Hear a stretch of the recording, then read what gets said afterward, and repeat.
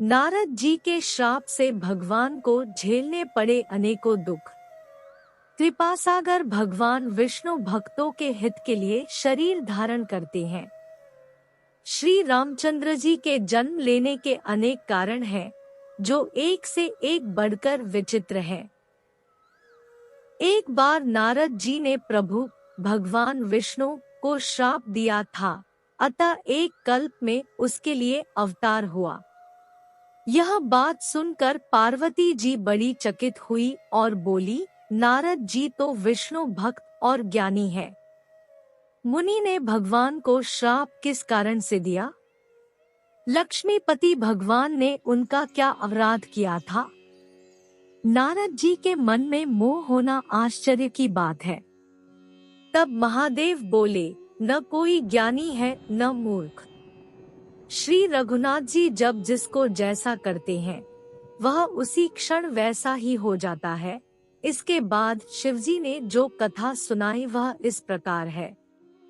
हिमालय पर्वत में एक बड़ी पवित्र गुफा थी।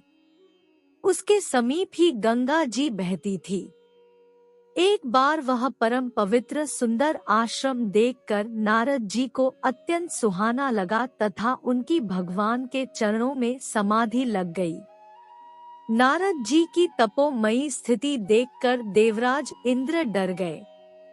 तब उनकी तपस्या भंग करने के लिए इंद्र ने कामदेव को भेजा, परंतु जब कामदेव की कोई कला मुनि पर असर न कर सकी तो वह अपने ही नाश के भय से डर गया। नारद जी के मन में अहंकार हो गया कि उन्होंने कामदेव को भी जीत लिया है। नारद जी तब शिवजी के पास गए और जब यह बात बताई तो उन्होंने कहा, हे मुनि, मैं तुमसे बार बार विनती करता हूँ कि जिस तरह यह कथा तुमने मुझे सुनाई है, भगवान श्री हरि को कभी मत सुनाना। चर्चा भी चले तब भी इसे छिपा जाना। नारद जी को भगवान शिव की यह शिक्षा अच्छी न लगी। वह हरि गुणगान करते हुए क्षीर सागर में भगवान लक्ष्मी नारायण के पास जा पहुँचे। भगवान उठकर नारद जी के साथ आसन पर बैठकर बोले, हे मुनि, आज आपने बहुत दिनों बाद यहाँ पधारने की दया की। शिव जी के मना करने के बावजूद नारद जी ने कामदेव का सारा वृत्तांत भगवान लक्ष्मी नारायण को कह सुनाया। सब सुनकर भगवान ने विचार किया कि नारद जी के मन में गर्व का भारी वृक्ष उगाया है। उन्होंने नारद जी के अहंकार को मिटाने का निश्चय किया। जब नारद जी भगवान के चरणों में प्रणाम करके वहां से चले तो उनके हृदय में अभिमान और भी बढ़ गया। तब लक्ष्मीपति भगवान ने अपनी माया को प्रेरित करके वैकुंठ जैसे वैभव वाले 100 योजन के एक नगर की रचना की। उस नगर के राजा शीलनिधि की अत्यंत रूपवती कन्या अपना स्वयंवर करना चाहती थी। नारद जी उस नगर में गए और नगरवासियों से सब हाल पूछकर वह राजा के महल में जा पहुँचे। राजा ने पूजा करके मुनि को आसन पर बैठाने के बाद राजकुमारी को बुलाया और नारद जी से कहा, हे नाथ, आप अपने हृदय में विचार कर इसके सब गुणदोष कहिए। उसका रूप देखकर मुनि वैराग्य भूल गए और अपने आप को भी भूलकर बड़ी देर तक हर्षित हो उसे देखते ही रह गए।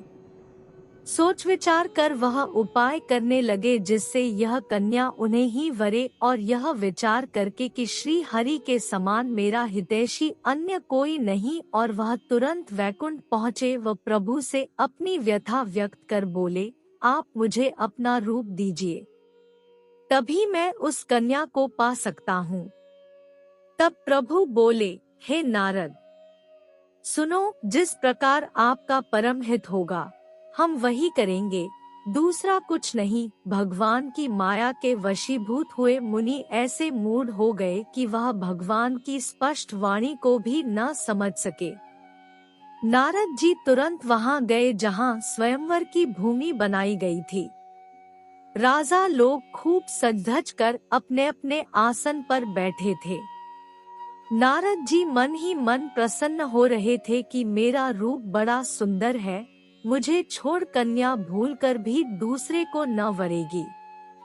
राजकन्या ने जब नारद जी का वानर का सा मुंह और भयंकर शरीर देखा तो उसके हृदय में क्रोध उत्पन्न हो गया।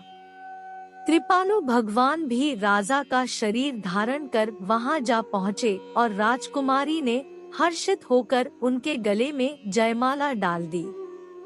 वहां आए शिव जी के 2 गणों ने नारद जी से जल में अपना चेहरा देखने के लिए कहा और उनका उपहास उड़ाने लगे। वास्तविकता जानकर नारद जी अत्यंत क्रोधित हुए। उन्होंने दोनों शिवगणों को कठोर श्राप दिया तथा मन में क्रोध लेकर कमलापति भगवान के पास जाने लगे तो भगवान उन्हें रास्ते में ही मिल गए। मुनि क्रोधपूर्वक भगवान से बोले, आप दूसरों की संपदा नहीं देख सकते, आप में ईर्ष्या और कपट बहुत है। समुद्र मथते समय आपने शिव जी को बावला बना दिया और देवताओं को प्रेरित करके उन्हें विषपान कराया। जिस शरीर को धारण करके आपने मुझे ठगा है, आप भी वही शरीर धारण करें, यह मेरा श्राप है। आपने हमारा रूप वानर सा बना दिया था, इससे वानर ही आपकी सहायता करेंगे। मैं जिस स्त्री को चाहता था उससे मेरा वियोग कराकर आपने मेरा बड़ा अहित किया है, इसलिए आप भी स्त्री के वियोग में दुखी होंगे।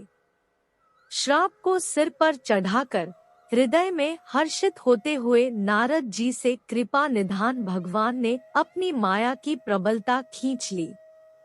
जब भगवान ने अपनी माया को हटा लिया तब वहां न लक्ष्मी रह गई और न ही राजकुमारी। तब मुनि ने अत्यंत भयभीत होकर श्री हरि के चरण पकड़ लिए व कहा, हे शरणागत के दुखों को हरने वाले, रक्षा करें, मेरा श्राप मिथ्या हो जाए। तब भगवान ने कहा, यह सब मेरी ही इच्छा से हुआ है। मुनि ने कहा, मैंने आपको अनेक कटु वचन कहे हैं, मेरे पाप कैसे मिटेंगे?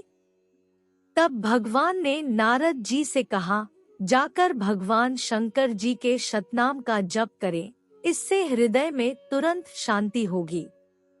शिव जी के समान मुझे कोई प्रिय नहीं है, इस विश्वास को भूलकर भी न छोड़ना। हे मुनि, शिव जी जिस पर कृपा नहीं करते वह मेरी भक्ति नहीं पाता। हृदय में ऐसा निश्चय करके पृथ्वी पर जाकर विचरो। अब मेरी माया तुम्हारे निकट नहीं आएगी।